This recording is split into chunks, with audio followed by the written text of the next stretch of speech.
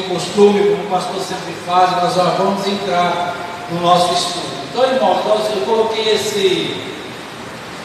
essa imagem aí, meio que para mostrar aí que estamos na 14ª série, né? Como eu disse aqui na quarta-feira, como nós estamos assistindo aquelas séries lá de filmes e tudo, e é importante o crente estar aqui não perdendo nenhuma série, porque cada uma é melhor do que a outra. Então estamos aí hoje tendo a rica oportunidade de conhecermos a 14ª série deste livro, né, intitulado como Atos dos Apóstolos, ou seja, o que os apóstolos fizeram após a morte e ressurreição de Jesus Cristo. Pode seguir o próximo slide, por favor. Diz assim, eu coloquei como tema, irmãos, coloquei como temática desse 14, da seguinte forma: quem vive o propósito não desiste. Viver o propósito é entender que nós nascemos para um propósito. A pessoa que vive sem propósito, ela não sabe para quê, nem para o que ela existe. Então, quem vive o propósito não desiste. Qual é o propósito do rio? Chegar no mar. Então, independente das circunstâncias que os rios vão passar, eles vão chegar no mar. E o que mais chama a atenção, irmãos, que o rio, ele começa no olho d'água. Eu já tive a oportunidade aqui no Pará, ver bastante rios, a nascente de rios, é a coisa mais linda. Mas para o rio chegar no mar, ele tem que aceitar aqueles que se achegam até ele. Ou seja, a nossa ida para o céu, ela é feita a 4 mãos. A salvação ela é individual. Mas eu dependo da irmã para me orientar, eu dependo do pastor para me orientar, eu preciso de orientar os irmãos. Ninguém, por isso que a gente tem que congregar na casa do Senhor. Por isso que a gente não pode ter essa ideia de igreja, irmãos desigrejados, crentes desigrejados. Porque aqui onde nós ouvimos Deus falar, é aqui onde que nós somos como afluentes na vida de alguém que vai chegar o quê? Até o céu. O rio, ele jamais despreza um afluente que vai chegar até ele. Ah não, eu não quero que essa irmã venha me ajudar não, porque eu não gosto dela. Já pensou se o rio escolhesse quem ele quer que ajude ele ou não? Às vezes vão até coisas contaminadas ali, tentando matar aquele rio, mas ele é resiliente. Ele tem um propósito. Quem vive um propósito não desiste. A leitura dá-se da seguinte forma: em Icônio, Paulo e Barnabé, 2 personagens bíblicos que nós conhecemos aí, né? Paulo e Barnabé, escolhidos ali pelo Espírito Santo. O pastor já deu esse ensino aqui. Como de costume, foram à sinagoga judaica. Ali falaram de tal modo que veio a crer grande multidão de judeus e gentios. Mas os judeus que se tinham recusado a crer, incitaram os gentios e irritaram-lhes os ânimos contra os irmãos. Paulo e Barnabé passaram bastante tempo ali, falando corajosamente do Senhor, que confirmava a mensagem de sua graça, realizando sinais e maravilhas pelas mãos deles. O povo da cidade ficou dividido. Alguns estavam a favor dos judeus, outros a favor dos apóstolos. Aqueles que estavam a favor dos judeus, eles não haviam ainda cortado o cordão umbilical com os costumes e tradições.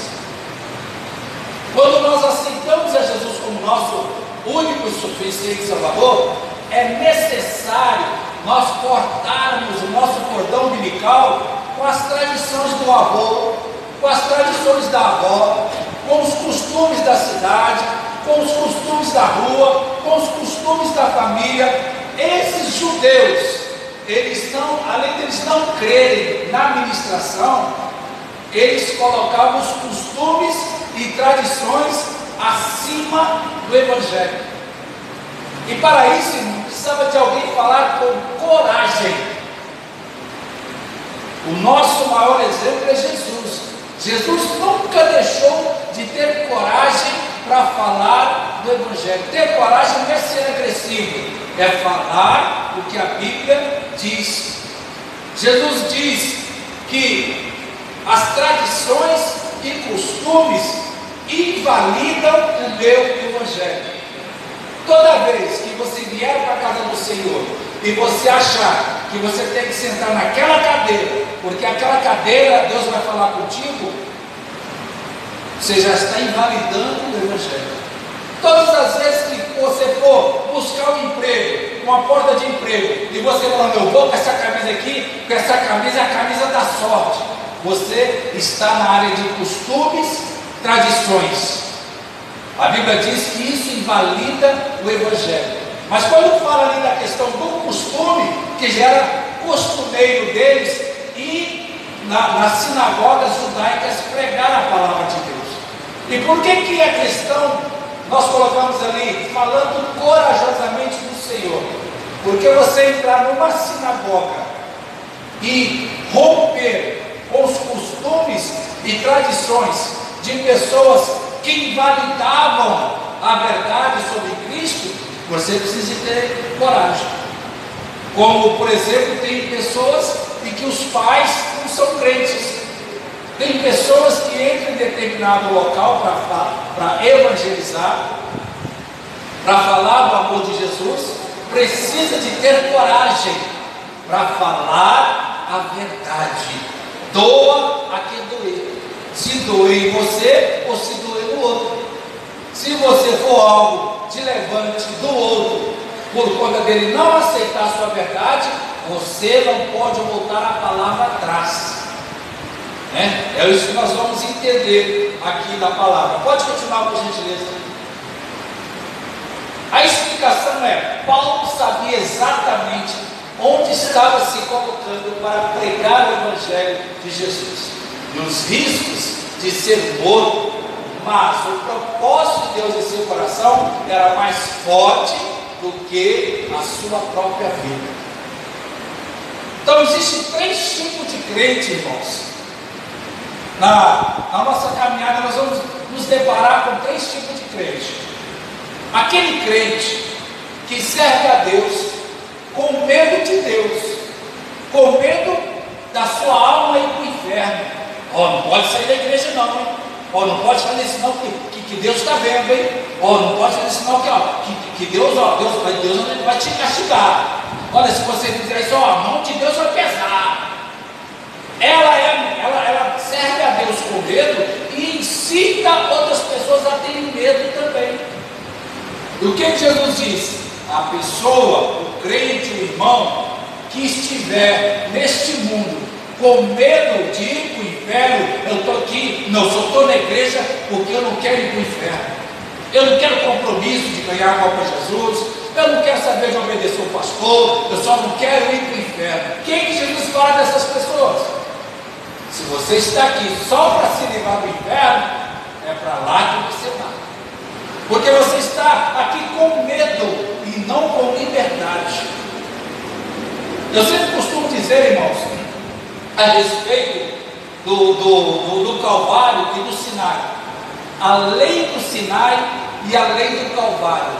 A lei do Calvário, ela te aprisiona. A lei do Sinai, ela te liberta. A lei do Calvário, ela diz: ama teu próximo como a ti mesmo.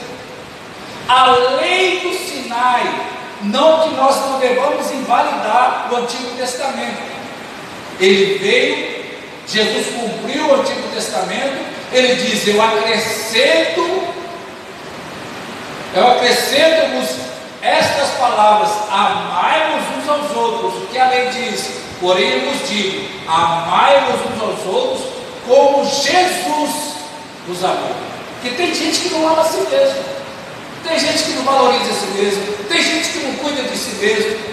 Mas no Novo Testamento nós vamos, na lei do Calvário, eu vou aprender que o meu amor pelo próximo não é pelo amor que eu sinto por mim, é pelo amor que ele sente por mim. Amai-vos uns aos outros como ele os amou. Então a lei do Calvário, ela liberta, ela faz a gente pensar, ela faz a gente analisar. Então o segundo crente que a gente vai encontrar na casa do Senhor, o segundo protestante, ou o segundo evangélico, que a gente pode dizer assim, é aquele que vai fazer com má vontade.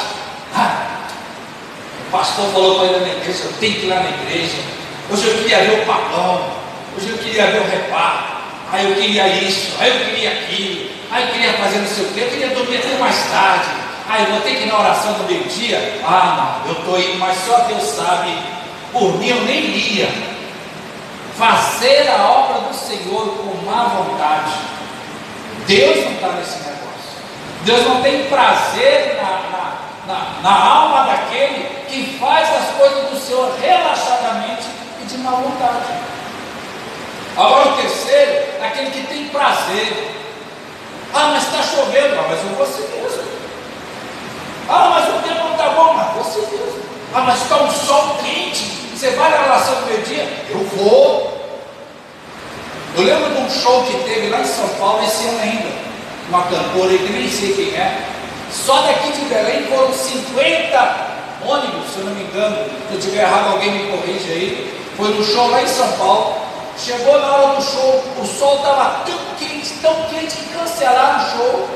Porém, aquelas pessoas que foram tiveram que se virar onde dormir, onde ficar, tiveram que dar o jeito delas.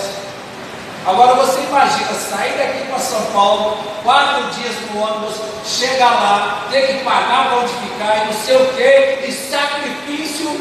Aí quando aceita Jesus, a pessoa cria dificuldade. Por que Deus falou que Davi é homem segundo o coração de Deus? Porque Davi tinha prazer em fazer a obra do Senhor. Eu posso ter prazer em fazer a obra do Senhor e eu estou isento de pecar? Não. Davi tinha prazer em fazer a obra do Senhor, se sentia alegre em fazer a obra do Senhor, aquilo enchia a alma, completava o dia dele, quando ele ganhava alguém, conseguia convencer alguém, falar de Deus para alguém, o coração de Davi se alegrava. E quando Davi pecava, ele tinha prazer em pedir perdão para Deus. Ei, irmão, você não vai tomar ceia porque, não, eu estou em pecado aí, pequei, mas Deus não te perdoa, não. Deus me perdoa, mas eu não estou sentindo que Deus me perdoou. Que negócio é esse? O irmão não vai tomar ceia porque ele está cheio. Ele que tem que calcular se Deus perdoou ele ou não. E o pastor leu na quarta-feira, primeira carta de João: filhinhos, se vocês pecarem, vocês têm um advogado diante de Deus. Infelizmente, nos dias atuais, tem pessoas que deixam, às vezes até de cear, porque não acreditam que a cruz do Calvário tem o poder de perdoar os pecados dela.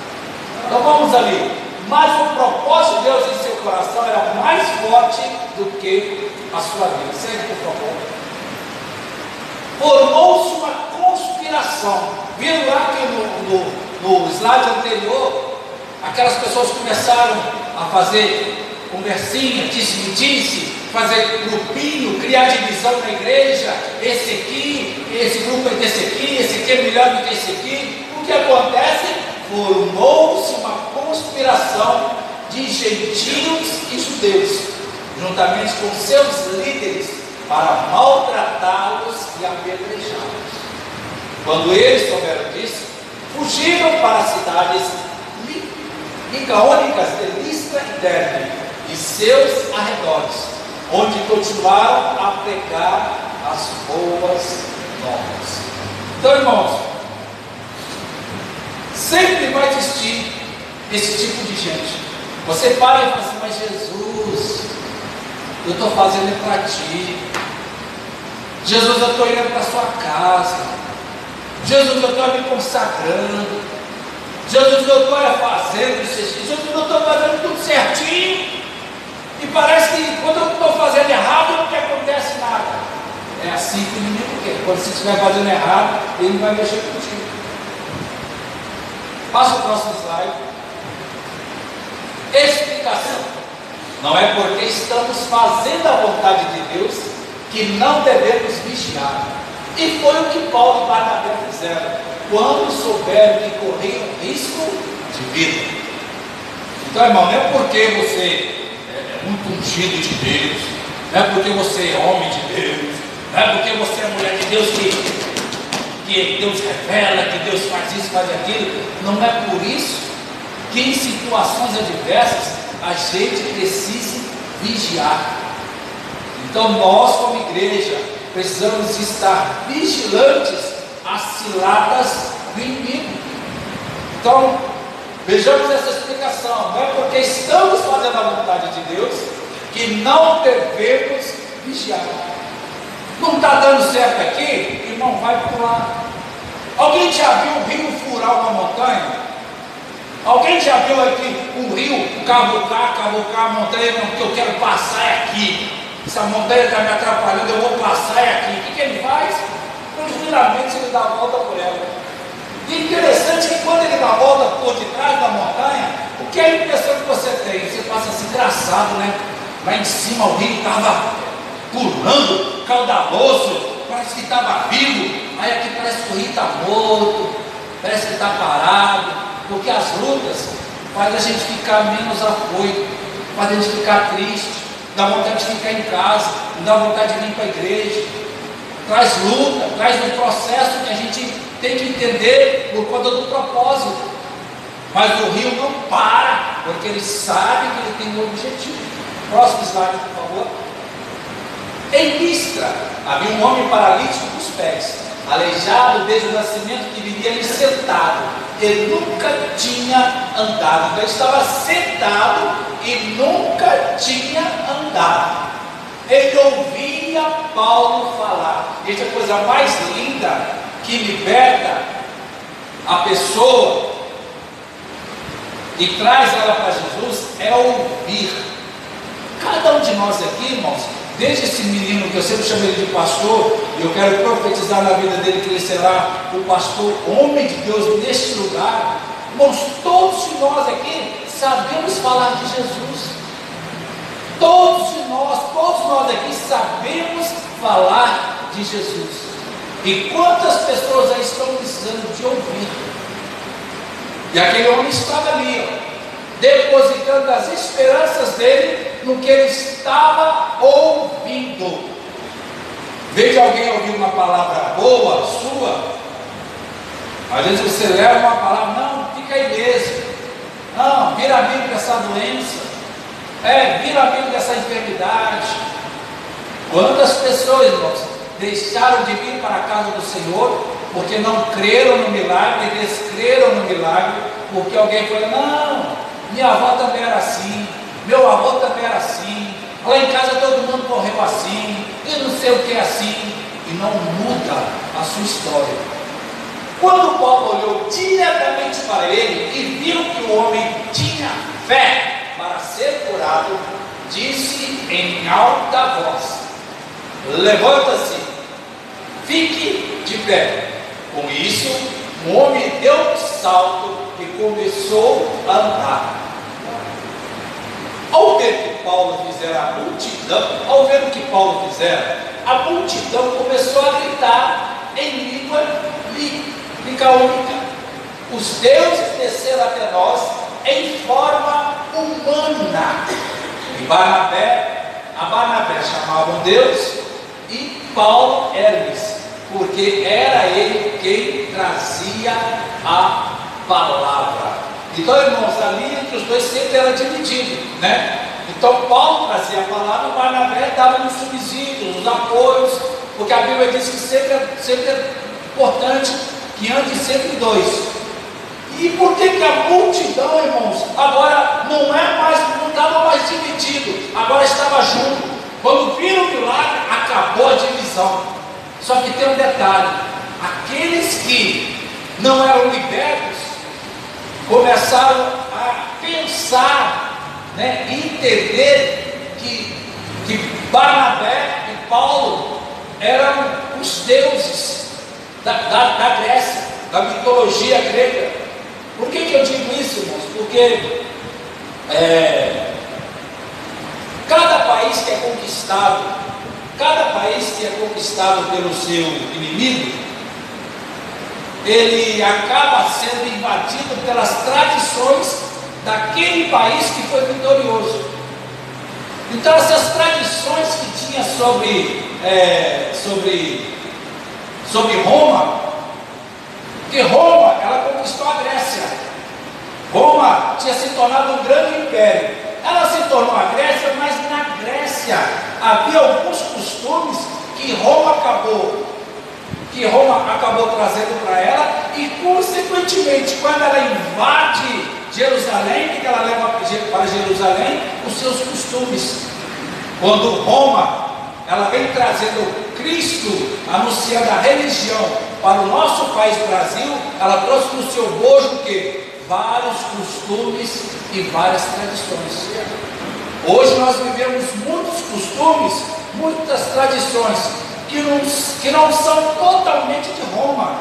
Temos costumes que vieram lá desde o Egito, passou-se pelos grandes impérios, passou pelos impérios astecas, passou pela Grécia, passou por Roma e chegou até nós. Então existem alguns costumes que vieram de outros países. Então aqui, essas pessoas sem a verdadeira palavra foram ensinados com uma palavra errada, foram ensinados com uma orientação que não é uma orientação totalmente divorciada da vontade de Deus. Por isso que Jesus vem dizendo de uma forma muito simples: erreis por não conhecer o poder de Deus e a sua palavra. Então, às vezes eu erro, irmãos, vou falar de mim. Eu erro por falta de conhecimento de determinada palavra. Nós temos lá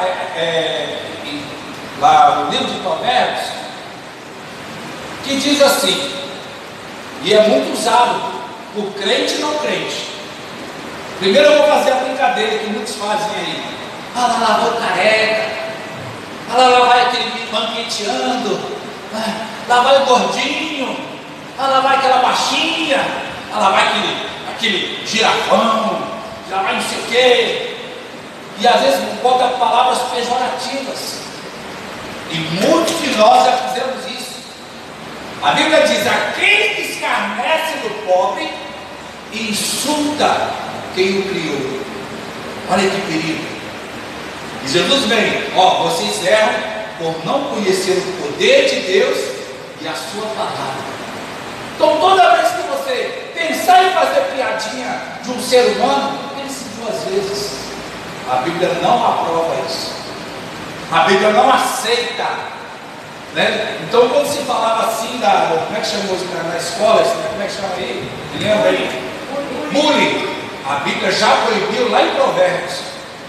Aquele que escarnece do pobre, coitado, ela não sabe ler, ela não enxerga, ela vai cair, deficiente, não chama nem de deficiente físico, chama de cego. Olha lá o ceguinho, lá vai o ceguinho.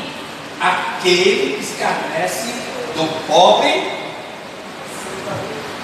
ele ofende aquele que o criou. Então por isso que Jesus vem dizer, irmãos, nós temos que ter muito cuidado, porque está tudo lá na palavra de Deus. Ao ver que Paulo fizeram a multidão, começou a gritar em língua licônica que eles eram Zeus, que Barnabé era Zeus e Paulo era Hermes. Próximo slide, por favor, nós ganhamos tempo.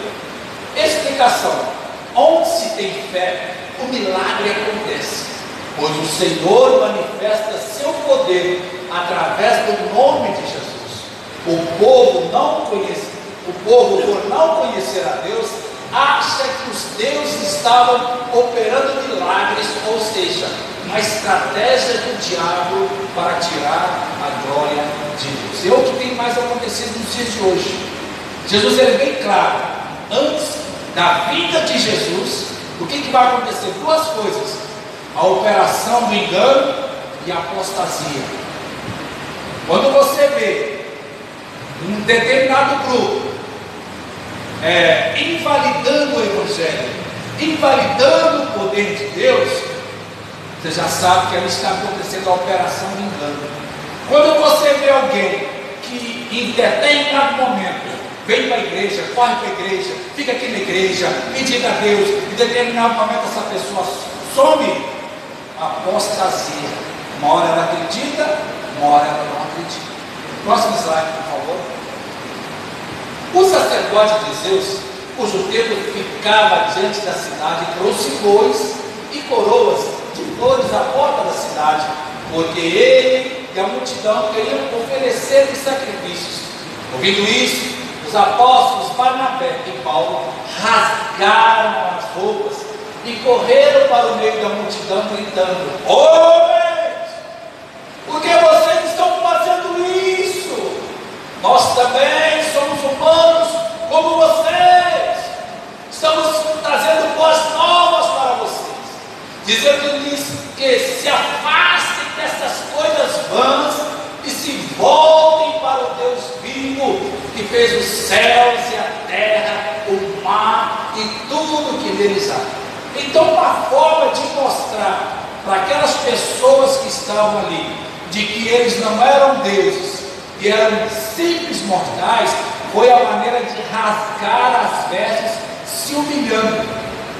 Porque Deus jamais iria rasgar as vestes, mostrando a sua debilidade, a sua fraqueza, a sua ineficiência, se submetendo à vontade de Deus, estando abaixo de Deus. Então, o ato de rasgar as vestes, além de ser um costume judaico, era para mostrar também para os gentios que eles não eram deuses, não eram nem Zeus e nenhum outro tipo de Deus. Então foi um ato rápido, prudente, pensado de maneira rápida, para que eles entendessem a mensagem que estava sendo passada. No passado, ele permitiu que todas as nações seguissem os seus próprios caminhos. Contudo, não ficou sem testemunho, mostrou sua bondade, dando-lhes chuva do céu e colheita no tempo certo, concedendo-lhes sustento com fartura e enchendo de alegria os seus corações. Apesar dessas palavras, eles tiveram dificuldade para impedir que a multidão, apesar dessas palavras, eles tiveram dificuldade para impedir que a multidão lhes oferecesse sacrifício. Mesmo orientando, mesmo falando da palavra de Deus, as pessoas, elas tinham uma casta, uma casta difícil de se libertar. Uma certa vez, irmãos, eu estava num trabalho, numa igreja, aqui em Belém mesmo, não vou citar o local não, mas nós estávamos direto, constantemente orando com os irmãos das campanhas. A gente ia ali para o Maracanã, ia para Santa Isabel, e no trabalho de libertação. É um trabalho muito maravilhoso, mas muito desgastante. E chegou um dado momento, irmãos, que nós conhecemos um casal muito amigo nosso ali da Marambaia, e eles falavam assim: não, só vai acontecer se levar um pastoreando lá. Qualquer pastor que for lá não vai dar certo. Tem que ir lá o pastoreando porque vai dar certo. Eu na determinada igreja tinha um problema nas circunvizinhas em que as pessoas estavam demoniadas. Não vou não. Chama o pastoreando para lá porque ele já está acostumado a esse negócio do diabo, não sei o quê. Então, irmãos, a gente tem que ser rápido para perceber que a gente está sendo idolatrado. A gente tem que ser rápido, tem que ser astuto. Opa, eu não. Pode levar qualquer outro lá que opera Jesus. Eu não vou não. Você está esperando que eu vá. Não, porque se você for, vai resolver. aí que eu não vou mesmo. Irmãos, jamais deem glória, queiram a glória de Deus. Eu sou muito, graças a Deus, eu tenho muita visão a respeito disso. Eu disse aqui outro dia na igreja, que vou repetir de novo, né? Os irmãos estavam me elogiando, pastor muito pastoreando faz isso, pastoreando faz aquilo, pastoreando não sei o quê, eu estava bem aqui. Aí eu disse para a igreja o que eu vou repetir: acha que eu sou gente boa, eu sou bonzinho, gosta muito de mim? Passa uma semana comigo para ver. Passa uma semana para ver. Ai, que homem chato, ai, que homem fica cobrando e não sei o quê. Então, irmãos, às vezes as pessoas criam aquele apego e acaba criando uma coisa que não é. Que é o que a gente vai ver aqui. Passa o próximo slide, por favor. Paulo, com muita sabedoria, explica para o povo o poder de Deus e declara que toda a glória pertence a Ele, pois sabe que Deus não divide a sua glória com ninguém. E o que estava acontecendo ali, por eles acharem que Paulo era Deus e Barnabé? Por causa do apego. Às vezes você tem um apego tão grande, o pastor não vem no culto hoje, eu não vou lá não, o pastor não está no culto, eu não vou lá. A pastora não vai vir para o ensaio não. Quê? Nem vou, o pastor não está lá no ensaio. Irmão, nós vamos fazer não sei o quê, o pastor e a pastora vai viajar. Quanto tempo eles vão ficar fora? 10 dias? Então 10 dias eu não apareço na igreja. Então nós temos que cortar. Você tem que ser cortado da nossa vida. A gente não pode confundir amor pelo irmão, né? O amor por Deus. O amor por Deus tem que ser sempre maior do que o amor pelos irmãos. Próximo slide, por favor. Então, alguns judeus chegaram de Antioquia e de Icônio e mudaram o ânimo das multidões. Apedrejaram Paulo e o arrastaram para fora da cidade, pensando que estivesse morto. Mas quando os discípulos se ajudaram em volta de Paulo, ele se levantou e voltou à cidade. No dia seguinte, ele e Barnabé partiram para Derbe. Veja bem, irmãos, que alguns judeus vieram de fora para atrapalhar a obra. Alguns judeus vieram de fora para mudar a cabeça dos irmãos que estavam sendo orientados pelo pastor.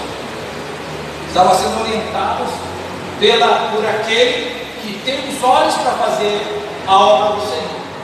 Eles apedrejaram Paulo e arrastaram para fora da cidade. Claro que esse apedrejar Paulo aqui não foi igual ao apedrejamento de Estevão, né? Esse apedrejamento de Paulo aqui, irmãos, nós podemos dizer com toda certeza que foi mais um apedrejamento para dar um susto nele. Vamos dar umas pedradas nesse camarada aqui, umas pedradas bem boas, né? Que a gente costuma dizer, né? Esse bandido aqui merece umas pauladas bem boas para ele criar vergonha, não sei o quê. Então eles tinham essa visão. Aí a gente tem umas pedradas bem boas, porque o judeu não pode, a nossa lei não nos ordena matar, né? Mas vamos dar umas pedradas bem boas nele, para ele parar de falar desse Jesus, que a gente sabe que é verdade, mas a gente não quer que fale desse Jesus aqui. Continua. Infelizmente, os judeus fizeram isso, pois estavam com inveja em ver Deus se manifestando através de Paulo. E mesmo depois de tudo que aconteceu, Paulo se levanta e continua o seu propósito. Entenda bem o que está escrito na última frase. Mesmo depois de quê? De tudo. O que eu tenho que fazer? Eu tenho que me levantar e continuar com o meu propósito. Eu vou ter problema esse ano de 2024? Vou. A irmã vai ter problema? Vai. Quem está jogando praga? Não. É o que foi Jesus que disse: nesse mundo tereis aflições, mas tem de bom ânimo, levanta e continua, porque eu tenho propósito, você tem propósito, sua família tem propósito, a igreja tem propósito, seu ministério tem propósito. Então depois de tudo, depois das pelejas, meu querido, levanta e anda, porque você tem propósito. Continua, por favor. Viver o propósito de Deus é realmente difícil, mas o Senhor recompensa queres? O que esse texto nos ensina? E como podemos aplicar em nossa vida? O inimigo fará de tudo para impedir o seu ministério. Seus objetivos sejam pessoais ou profissionais. Então permaneça firme, e se algo der errado, faça como Paulo, se levante e continue. O segredo é não parar. Lembre-se, sua vitória vai glorificar a Deus. Por que a sua vitória vai glorificar a Deus? Porque você vai chegar aqui na frente e vai contar quantos se levantaram contra você, e vai contar quantos tentaram parar a sua caminhada, e vai contar quantos que riram de você, dizendo que não vai dar em nada. Para que isso aí? Não, isso não vai dar em nada. Tem pessoas aqui que chegaram a me dizer, no ano passado, daquela vitória que Deus havia dado, a outra pessoa com inveja, dizendo assim: ela disse para mim que não vai dar em nada, pastor, mas eu tenho certeza que Deus vai me honrar. É isso que você tem que entender. Alguém vai se levantar contra você. Vocês viram o que a Bíblia fala a respeito de Abel e Caim? Quando Abel oferece a Deus o sacrifício, ele oferece com gratidão. E Deus vê o coração de Abel. Deus se alegra porque ele foi, eu vou oferecer. Eu não vejo a hora, amanheceu o dia, eu não vejo a hora de ir lá, fazer, ir para a igreja, oferecer o meu sacrifício vivo, como está lá em Romanos 12, me sacrificar, adorar o Senhor, dar o meu melhor para o Senhor, que são só 2 horas de culto. Aí vem Caim, lá na igreja, né? Aí chega lá na igreja, vai 10 vezes no banheiro, chega lá na igreja, o Caim vai 10 vezes mexer no celular, aí chega na igreja, o Caim vai 10 vezes cutucado do lado, aí no final, vem aqui na frente, agora eu quero que Deus fale comigo. Aí Deus vai lá e fala com Abel, e o Caim fica triste porque ele falou com ele. Então, irmãos, se acontecer algo, ou o que nós falamos aqui, continue fazendo com prazer, continue agindo com prazer, não deixe que nada pare, porque quando chegar a tua vitória, ela vai ser tua, e o nome do Senhor será glorificado. Próximo item, por favor. Atos 14, 21 a 28, vai falar o quê? O que a igreja deve fazer. O que a igreja deve fazer.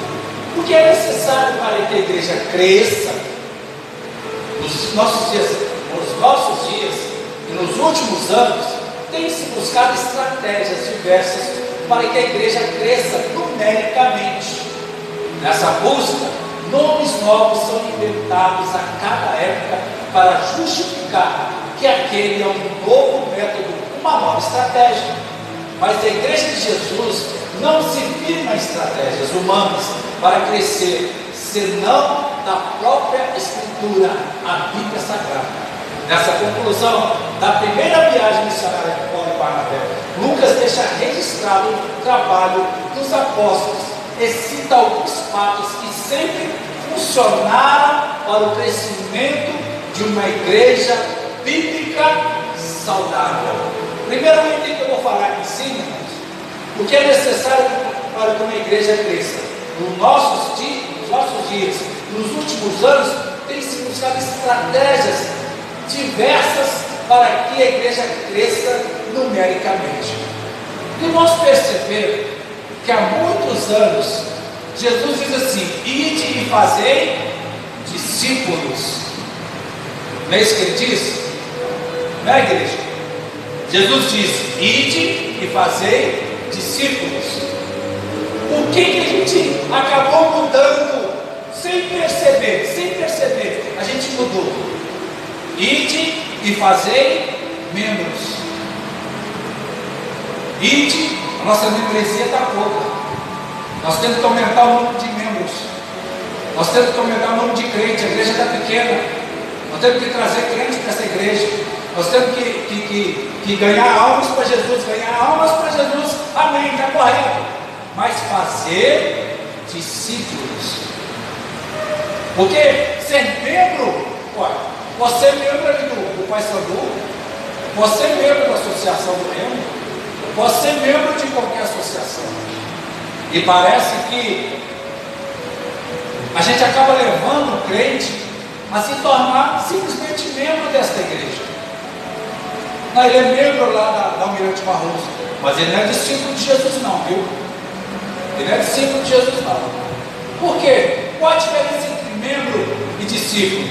Eu lembro, irmãos, quando eu era mais jovem, até eu estava brincando ali no barbeiro, estava Daniel cortando o cabelo do pastor ligou lá, estava saindo uma música do Michael Jackson. Aí eu comecei, estava sentado na cadeira, comecei a mexer assim. Quando eu era mais jovem, eu dançava o Michael Jackson, eu imitava o Michael Jackson. Por quê? Eu me sentia discípulo do Michael Jackson. Depois veio o tal do Bruce Lee. Aí eu arrumei um tchaco, tchaco para aqui, tchaco para ali, e chuta, e luta. Eu era o discípulo do Bruce Lee, né? Aí depois eu comecei a ver assim, muita gente se vestindo igual Elvis Presley, porque se sentiam discípulos de Elvis Presley. Por isso que Jesus vem dizendo claro, ide fazer discípulos, porque o discípulo, ele tem que, por obrigação, se parecer com o seu mestre. O discípulo, ele tem que ter má vontade de vir para a igreja? Não. O discípulo, ele tem que fazer as coisas com má vontade? Não. O discípulo tem que vir por obrigação? Não. O discípulo, ele tem prazer, porque eu estou indo para a casa do meu mestre. Ali embaixo, Lucas deixa registrado o trabalho dos apóstolos e cita alguns fatos que funcionaram para o crescimento de uma igreja bíblica saudável. Por que saudável? O seu casamento, ele não tem que ser perfeito, ele tem que ser saudável. Eu tenho um problema sério nessa perna. Os irmãos que me conhecem sabem que eu já tive trombose e venho pelejando com ela desde 2013. 2013, eu ainda estava lá em São Paulo ainda servindo lá. Então eu não tenho essa safena, eu perdi ela por causa da trombose, não tenho essa, eu tenho problema de circulação nessa perna, eu tenho problema de paciente plantar, mas não me impede de correr, não me impede de fazer uma cocinha ali, de fazer ali, ou seja, eu estou aparentemente saudável. A igreja tem seus problemas? Tem, porque a igreja não é perfeita. Mas a igreja precisa ser biblicamente saudável.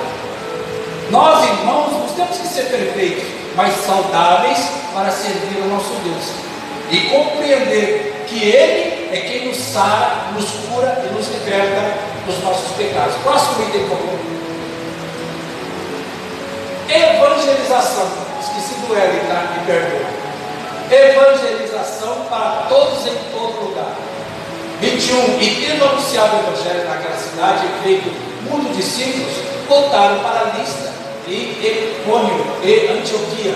Paulo e Barnabé saíram de Antioquia da Síria, foram para Creta, passaram por Antioquia da Pisídia, Icônio, Listra, Derbe, vários outros lugares. Eram cidades grandes, com forte comércio, cidades principais estratégicas. Dessas cidades, o Evangelho poderia chegar a outros lugares menores pelo trabalho dos novos crentes e das igrejas ali plantadas. Por que estratégico? Deus estrategicamente nos colocou no entroncamento.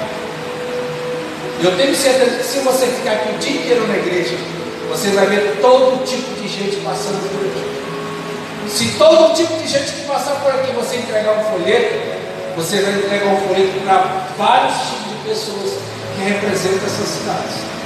Pessoas que têm vários tipos de costume, vários tipos de cultura. Mas com certeza ali Deus vai semear a sua semente que você está semeando para a obra do Senhor.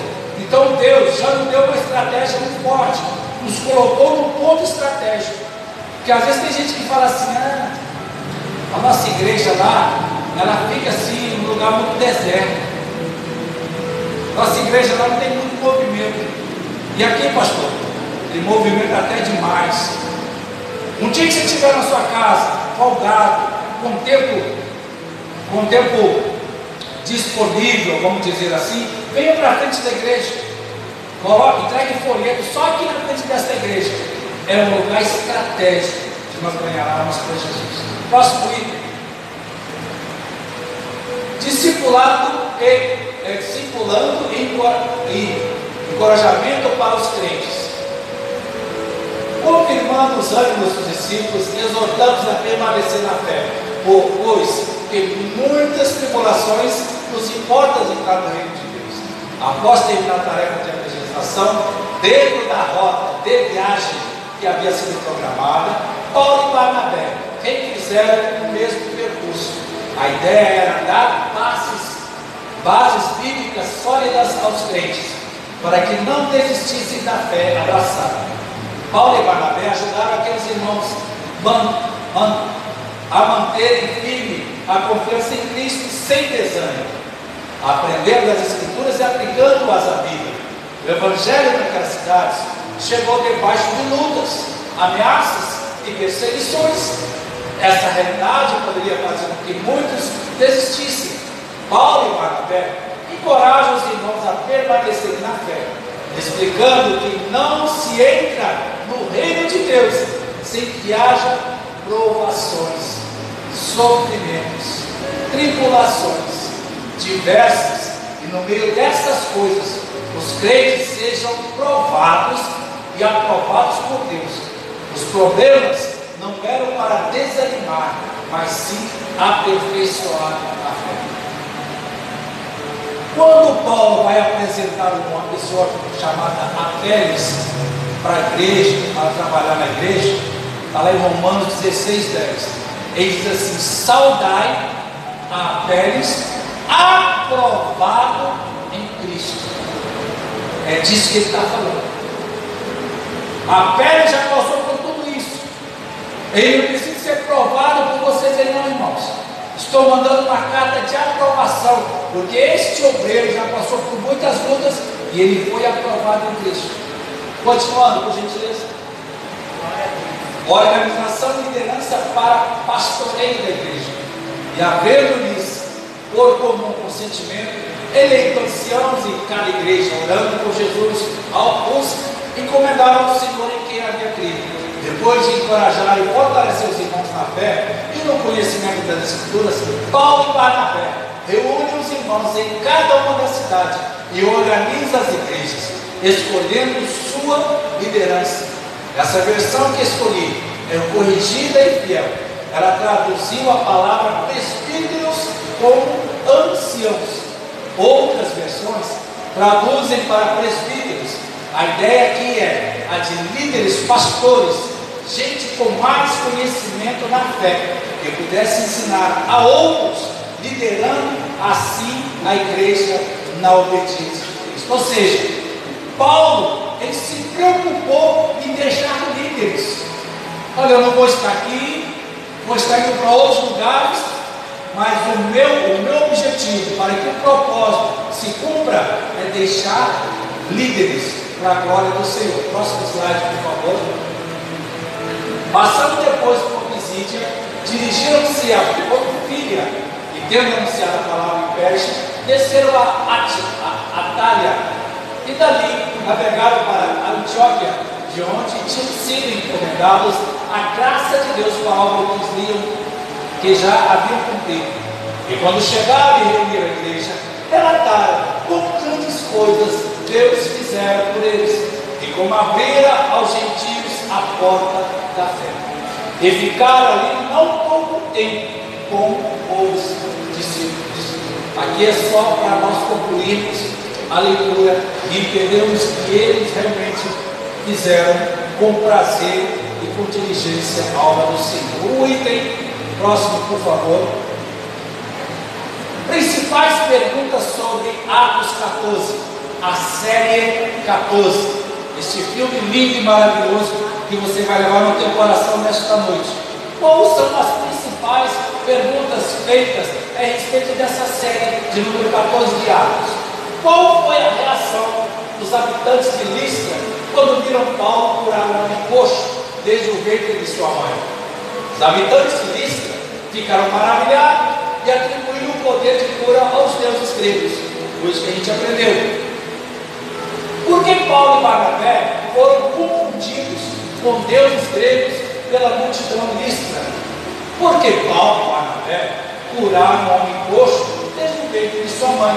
Isso foi visto como um milagre pelos habitantes de Listra, que era da região de Licaônia, onde havia a crença de que deuses gregos podiam se manifestar de forma humana.